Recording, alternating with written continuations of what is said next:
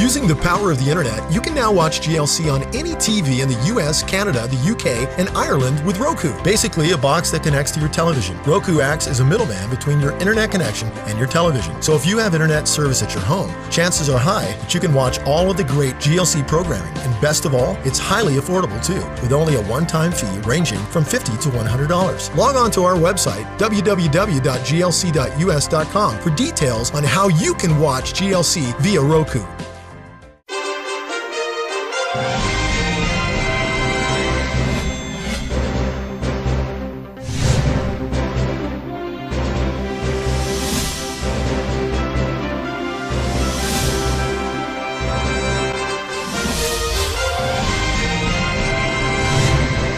Welcome to Update at 7 o'clock, and if you tuned in a half hour early, we weren't there. Why? Because at 7:30, Sandra Barris' new program, Shabbat Shalom, premieres tonight, Friday night. After this one. Friday night at 7:30 Central Time. It's because we've begin the Torah reading portions over again. That's right. Simchat Torah has effectively been celebrated. Yes, it has. Yep. Okay. So anyway, new Torah cycle begins. All right. Other than that, we've got the weekend lineup. Yeah? Yeah, we do. Starting tonight at 8 p.m., Ryan Powers and Alciona Rivera. Great program. That'll re-air Sunday at 5 a.m. and Monday at 1 a.m. Ooh, the new one we recorded this week with Shiloh Harris. If you missed it, you definitely want to see it. Shiloh Harris, back-to-back with Gary Bird and Sergeant Rock. That will air Saturday 1 a.m., Saturday night at 8 p.m., Sunday afternoon at 2 p.m., Monday morning as you're getting ready to go to work at 7 a.m. And Jeff and Cindy Burquest, Saturday 5 a.m., Sunday night at 8 p.m. If you know anybody who is battling cancer, that's a great program to watch. Mm-hmm. And Dr. Charles Scott talking about chronic fatigue syndrome. That'll air Saturday afternoon at 2 p.m., Sunday at 1 a.m., and Monday afternoon at 2 p.m. And then guess what? We have been working really, really hard on Roundup packaging. All of the materials that we ordered are in.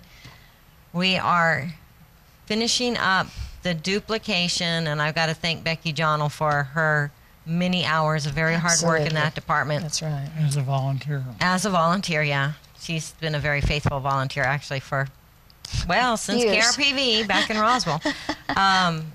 Anyway, those packages will start going out on Monday. Period, end of story. They go in the mail beginning on Monday. Now, the post office here is not going to let us take those hundreds of packages over at one time, but we will take as many as we are allowed to take every single day, 2 times a day. Which brings me to my next point. Monday night, we are kicking off Roundup. And we couldn't do it without getting the packages in the mail, which is why those things are coinciding. We weren't even able to do a Roundup in the spring because of this. So if you don't think I haven't been stressing about getting these packages in the mail to you, you are quite mistaken. Big amen. Anyway. To be praying for Darlene. She's going to be having surgery on Monday, and she would love to have your prayers. Okay? Okay, I'm writing in part to thank you for all of your work and efforts to bring the truth of the gospel to the world. Unfortunate circumstances has currently placed me in a situation of both blessings and restraint. Blessings in that I'm sharing the gospel and have time to learn more, restrained by financial limits and access to information. I have read Captain Video. That's my book. Writes again and watch GLC and often as possible. And do I have a name for that, Tommy? It was Rick in Rankin. Okay. Good. Yeah. Thank you. Rick in Rankin. He also put a postscript on there that he would love to have a Christian pen pal. So I don't know if anybody else out there would like to have a Christian pen pal, but maybe we can hook you up with them, see what's happening. I don't think we've ever had that request before, have we? that I know of. In 32 years, probably. Probably. They probably asked me to be a pen fountain, and they didn't want that. Well, I've got a devotional from Francis Frangipane today, and it's called The Afflictions of Love. Wounding is inevitable if we're following Christ. Jesus was both marred, Isaiah 52:14, and wounded, Zechariah 13:6. And if we are sincere in our pursuit of his nature, we will suffer as well. How else can love be perfected? Yet, let us beware. We either become Christ-like and forgive, or we enter a spiritual time warp where we abide continually in the memory of our wounding. Like a systemic disease, the hurtful memories destroy every aspect of our reality. In truth, apart from God, the wounding that life inflicts is incurable. God has decreed that only Christ in us can survive. Jesus knew that maintaining love and forgiveness in the midst of suffering was the key that unlocked the power of redemption. Isaiah 53:11 tells us, "By his knowledge, the righteous one, my servant, will justify many, as he will bear their iniquities." Jesus possessed revelation knowledge into the mystery of God. He knew that the secret to unleashing world-transforming power was found at the cross. The terrible offense of the cross became the place of redemption for the world. Yet remember, Jesus calls us to a cross as well, according to Matthew 16:24. Wounding is simply an altar upon which our sacrifice to God is prepared. Well, listen again to Isaiah's prophetic description of Jesus' life. His words at first seem startling, but as we read, we discover a most profound truth concerning the power of woundedness. He wrote, "But the Lord was pleased to crush him, putting him to grief. If he would render himself as a guilt offering, he will see his offspring. He will prolong his days, and the good pleasure of the Lord will prosper in his hand." That's Isaiah 53:10. How did Jesus obtain the power of God's pleasure and have it prosper in his hands? During his times of crushing, woundedness, and devastation, instead of retaliating, he rendered himself as a guilt offering. The crushing is not a disaster, it's an opportunity. You see, our purposeful love may or may not touch the sinner's heart, but it always touches the heart of God. We're crushed by people, but we need to allow the crushing to ascend as an offering to God. The far greater benefit is the effect our mercy has on the Father. If we truly want to be instruments of God's good pleasure, then it's redemption, not wrath, that must prosper in our hands.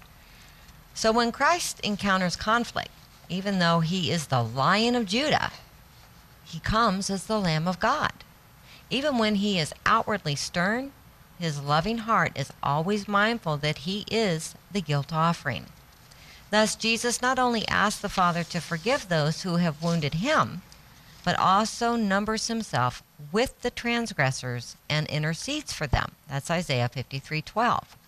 He does this because the Father takes no pleasure in the death of the wicked, Ezekiel 33:11. And it's the pleasure of God that Jesus seeks. Is this not the wonder and mystery? Yes, even the power of Christ's cross. In anguish and sorrow, wounded in heart and soul, still he offered himself for his executioner's sins. Without visible evidence of success, deemed a sinner and a failure before man, he courageously held true to mercy. In the depth of terrible crushing, he let love attain its most glorious perfection. He uttered the immortal words, "Father, forgive them, for they do not know what they are doing," Luke 23:34. Christ could have escaped.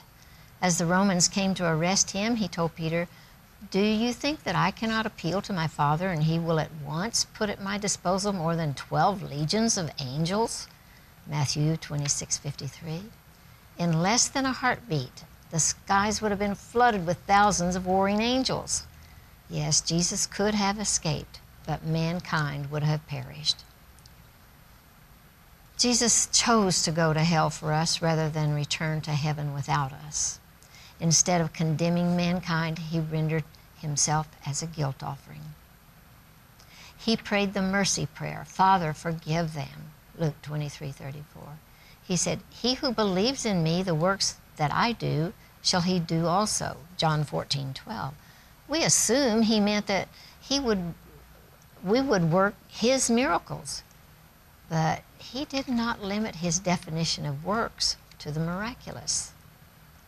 The works he did, the redemptive life, the mercy cry, the identification with sinners, rendering himself a guilt offering. All the works he did, we will do also. Thus, because he lives within us, we see that Isaiah 53 does not apply exclusively to Jesus. It also becomes the blueprint for Christ in us. Indeed, was this not part of his reward, that he would see his offspring? Isaiah 53:10. Beloved, we are the progeny of Christ. What a wondrous reality is the fellowship of his sufferings. Here, in choosing to yoke our existence with Christ's purpose, we find true fellowship with Jesus. This is intimacy with Christ. The suffering of Christ are not the sorrows typically endured by mankind. They're the afflictions of love. They bring us closer to Jesus. United with him, we increase the pleasure of God. Father, I see you have no higher purpose for me but to manifest through my life the nature of your Son. I surrender to Christ, rendering myself not merely as a judge or critic, but as an offering for those who have brought wounding to my soul. May the fragrance of my worship remind you of Yeshua, and may you forgive and cleanse the world around me. And that preceding passage originally came from Pastor Frangipane's book, The Power of One Christ-like Life. Well, thank you, ladies. That was good. That was probably one of the better ones you pulled from Francis Frangipane. He has such awesome insight. It totally goes against things that the Western Church teaches. Though, it does. That it's come to Jesus so that you can have a nice house and car and everything. Blessing, according to God, is what you just described in that. True blessing is actually being like him. Absolutely. And suffering the way he did. And there's until you've actually done that, you can't even describe what it does for you spiritually to lay aside the hurt that people cause. Okay, this first article comes from Israel National News, The Telegraph out of the UK, and CNN. Members of the Syrian rebel group Ahrar al-Sham, part of the Islamic Front Coalition, blew up a Syrian army post on Tuesday by digging attack tunnels in rocky terrain. Al Jazeera Arabic reported on the blast and the tunnels, showing how the strike was conducted at the Al-Davrub checkpoint in the rural northern region of Syria, not far from Idlib. In the video, the rebels, who identify ideologically with Al-Qaeda, are seen preparing the tunnel with drills before placing the explosives, a digging process that, according to the report, took about 120 days. Wow. The rebels are seen pulling off a massive explosion that shoots high into the air, obliterating the checkpoint and killing over 60 Syrian soldiers and captains. Like Hamas in Gaza, which used UNRWA facilities to stock rockets and kill 3 IDF soldiers with a booby-trapped UNRWA clinic, the Syrian rebels were also seen to be using UN equipment in the video. The equipment from the UN Refugee Agency, UNHCR, can be seen in the tunnel, including large plastic bags emblazoned with the UN organization's logo. Ooh, that's not good news. The same rebel group, the Islamic Front, dug a 2,800-foot tunnel from which they detonated 60 tons of explosives underneath Wadi al-Dif, a large Syrian army base, back in mid-May. At least 30 soldiers loyal to President Bashar al-Assad were killed in that blast. Just a week earlier, the same group claimed responsibility for the bombing of the Carlton Citadel Hotel and several other buildings in the old city of Aleppo. The huge explosion, which took place near historical ruins in Aleppo, leveled several buildings, including the Carlton Hotel, used by government troops as a military base. At least 14 people were killed and dozens injured in that blast. The rocky terrain of the latest incident, which is similar to that of the Israeli-Lebanese border, has strengthened concerns that Hezbollah may use the same techniques against Israeli citizens. Israeli residents in the north have reported hearing the sound of tunneling along the border. The IDF has launched a private investigation into that issue. The Iran proxy terror group Hezbollah has already launched numerous attacks on Israel from the border area, including an explosive attack last week that wounded IDF soldiers. Following the explosive attack, Israel asked the UN to demand the disarmament of Hezbollah. The UN responded by sending an envoy to meet with the terror group's deputy leader. Hezbollah also held a clandestine meeting with a senior Hamas terrorist leader on Wednesday in Beirut, pledging cooperation and strong ties. So, pledging ties between Hamas and Hezbollah. Well, that's been going on anyway. Oh, yeah, that's going to get stronger. no change there. Well, this comes from Yahoo News. Rand Paul said on Thursday, Senator Rand Paul criticized the Obama administration's handling of Ebola, accusing the White House of misleading the public over the way the deadly disease is transmitted. I think from the very beginning they haven't been completely forthright with us, the Kentucky Republican said in an interview with Bloomberg Politics from New Hampshire. They've so wanted to downplay this that I don't think they really have been very accurate in their description of the disease.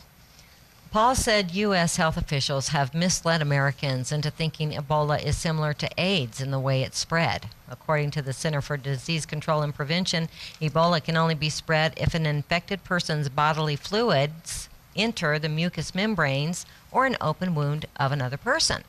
Paul said, "They say, don't worry. It's only spread with bodily fluids through direct contact. So I'm thinking like AIDS. You don't get AIDS at a cocktail party." And then my level of alarm goes down. And if I'm treating somebody or looking at them, I'm thinking, oh no, it's not like AIDS. I'm not going to get it. But it really isn't like AIDS, he said. Rand continued, and then they'll say in a little lower voice, oh, but direct contact can be 3 feet from somebody. Paul's comments came as his GOP colleagues on Capitol Hill blasted the CDC's response to Ebola a day after the second American nurse who treated the Ebola-stricken Liberian man at a Dallas hospital tested positive for the disease. Pennsylvania Representative Tim Murphy said during a House Oversight panel hearing Thursday afternoon, quote, mistakes have been made, trust and credibility of the administration and government are waning. That trust must be restored. Michigan Representative Fred Upton, chairman of the committee, said people's lives are at stake, and the response so far has been unacceptable. People are scared. Upton and other House Republicans reiterated their calls for a travel ban on passengers from Ebola-ravaged West Africa, where the virus has infected more than 9,000 people, and now more than 4,500 have died. The White House and other health officials have said such a ban would only exacerbate the crisis. West African country Ivory Coast shares borders with two of the hardest hit countries in the Ebola outbreak. That would be Liberia and Guinea. Ivory Coast closed its borders in early August. Not a single case of Ebola has been reported in that country. Oh, right. Well, this article from CNN and AP says concerns about even remote chances of Ebola exposure rippled from a U.S. airline to a ship off Belize on Friday, with Frontier Airlines trying to contact hundreds more passengers of a plane linked to an infected nurse, and a cruise liner quarantine of a health worker only indirectly linked to the care of Thomas Eric Duncan, the first Ebola patient to die in the U.S. The airline's move relates to Amber Vinson, a Dallas nurse who treated an Ebola patient and then was diagnosed with the virus herself this week after taking a round trip between Dallas and Cleveland. On Thursday, a CDC official said Vinson could have had symptoms earlier than believed, a time period possibly covering her 2 flights on Frontier Airlines. Frontier now says it's notifying up to 800 passengers total, a figure that includes those on her October 10 Dallas to Cleveland flight, the return flight on Monday, and 5 other flights taken by that same plane before the airline took the plane out of service. Frontier says it's telling those passengers to contact the CDC, which had said the risk to anyone on the return flight was extremely low, if they have concerns. The CDC, however, is asking only the passengers on Vinson's 2 flights to contact them. Frontier is also grounding its 6 crew members for 21 days, the maximum time between when a person can contract Ebola and then show symptoms. Meanwhile, another Dallas healthcare worker who handled Duncan's fluid samples but had no direct contact with him has been quarantined on a cruise ship in Belize. Another reminder of the widespread fears of the deadly virus. State Department spokeswoman Jen Psaki said in a statement Friday that the woman has shown no signs of the disease and has been asymptomatic for 19 days. A doctor on the cruise ship has declared the worker symptom-free and in good health, but the worker will remain under isolation as a precaution, it said. The government is working to return the woman and her husband to the U.S. before the ship completes its cruise. The Texas Health Presbyterian Hospital worker boarded the commercial cruise ship Sunday from Galveston, Texas. At the time, the CDC had not updated its monitoring requirements and required only self-monitoring, said Jen Psaki, a spokeswoman for the State Department. The hospital employee and traveling partner have voluntarily remained isolated in a cabin, Psaki said. We are working with the cruise line to safely bring them back to the U.S. out of an abundance of caution. The Belize government turned down a request by the United States to evacuate the worker through the international airport in Belize City. Sounds to me like they're closing their borders. It sounds like it. Being smart. Well, this article is from INN. Economics Minister and Jewish Home Chairman Naftali Bennett fired back at U.S. Secretary of State John Kerry on Friday after Kerry blamed Israel for the rise of Islamic State. Kerry claimed that Israel's failure to forge a peace deal with the Palestinian Authority, not the U.S.'s failure in the Middle East, are to blame. Bennett stated, even when a British Muslim beheads a British Christian, there will always be those who blame the Jews. We don't justify terror, we fight terror. Bennett added that Kerry's statement regarding the Israeli-Palestinian conflict, quote, encourages ISIS and is a boost to terrorism worldwide. Communications Minister Gilad Erdan not only slammed Kerry for the statements, but he blamed U.S. President Barack Obama himself for the move, saying that Obama, too, has confused regional tensions in the mushrooming Islamic holy war between Sunnis and Shiites with ISIS and with the specific realm of the Israeli-Arab conflict. Erdogan told Kol Israel radio that Kerry's statements demonstrate a critical mass in the lack of understanding of the situation in the Middle East in general and of the nuances of the Israeli-Palestinian conflict in particular. Despite a long history of Washington's own failures in the Middle East, John Kerry on Thursday blamed Israel for the rise in global jihadism, pointing the finger straight at Jerusalem. Kerry insisted that Israel humiliated the Palestinian Arabs and that it has led to a loss of dignity, leading to the recruitment draw toward ISIS, referring to a conference in Cairo on Sunday that raised $5.4 billion for the rebuilding of Gaza, Kerry claimed. There wasn't a leader I met with in the region who didn't raise with me the need to try to get peace between Israel and the Palestinians, because it was a cause of recruitment and a street anger and agitation. Kerry himself, however, was the architect of failed peace talks earlier this year, whereby an impatient Palestinian Authority made a unity pact with Hamas and then applied for international legitimacy at the United Nations in breach of the 1993 Oslo Accords. Shortly after ISIS began making major gains over the summer, analysts noted that it was likely the pullout of U.S. troops from Iraq that led to the establishment of ISIS. Those analysts frequently quoted an eerie set of statements made on the matter in 2007 by then-President George W. Bush. No, I don't think Israel's to blame for the forming of ISIS. I think not. I think not. Well, Shabbat Shalom. We sure love you. We hope you have a great weekend. Don't forget to join us Monday night. We're going live on Roundup. And watch Sandra tonight.